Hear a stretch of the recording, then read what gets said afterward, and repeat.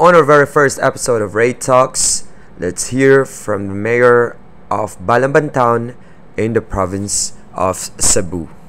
Sa politics, sinubukan ko lang kung Bago.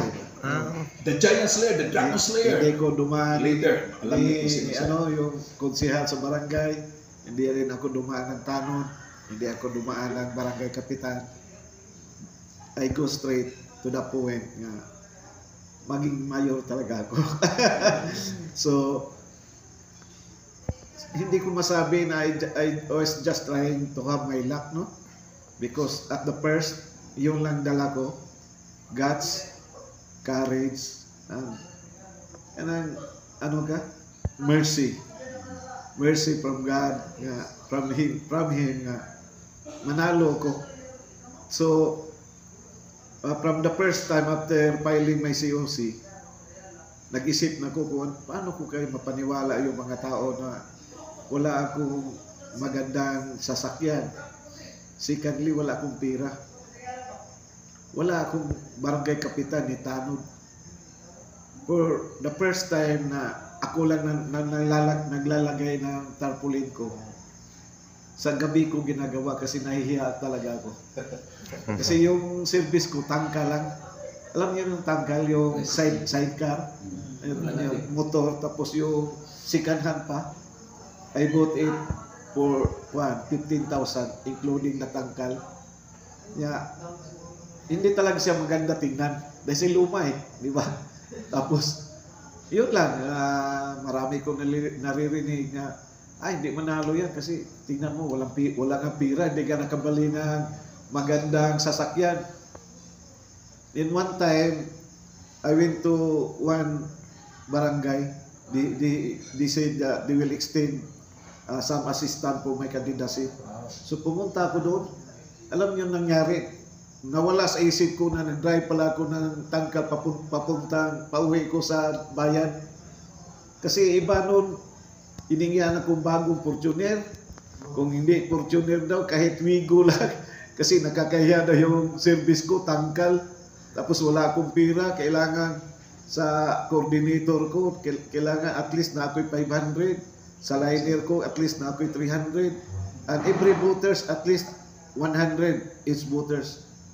Sus, para ako natulala. Sabi ko, ganito ba yun? Tumahimik ko, sabi ko, sa akin lang, hiningi ko lang sa inyo na suportahan niyo ako. Emotional ako pag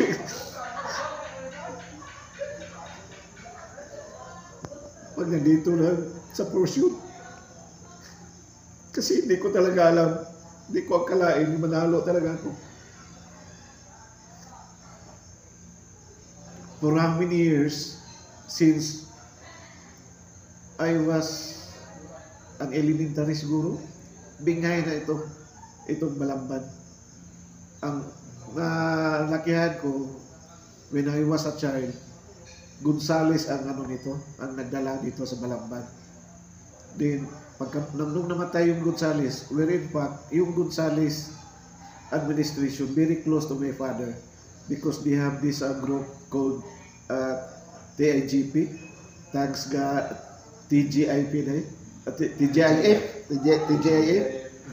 Thanks God, it's Friday. Every Friday, magkaisa sila, tapos mag-inom, magkakain, tapos lipat-lipat sila ng bahay. Yung bahay namin noon, maliit pa, hindi kagaya itong my parents built this, our house now, ancestral house, last 1973 when I was in grade 3. So, nung namatay yung Gonzales na yun, nag-umpisa na talaga yung binghay.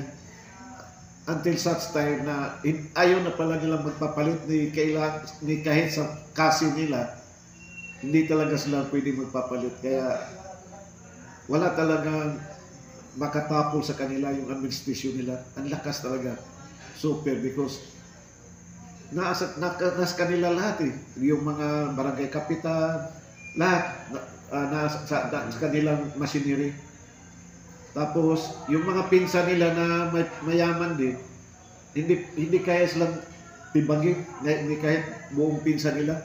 where in fact yung pinsan nila at si Osmeña before nag-put up ng amount na para bang anong korporasyon nila ang puhunan na tinalo pa rin sila sa Binghay. Ganon ka-strong ang Binghay dito. So, years passed by, last election, nag-isip na ko na takbuhan ko talaga to by hope or by crook, win or lose, akong tatakbo. Pero last election, last 2022, natalo ko sa hiya. Sabi ko, ako tatakbo ko. Tapos, hello sir! Sir Bahinting? Sus!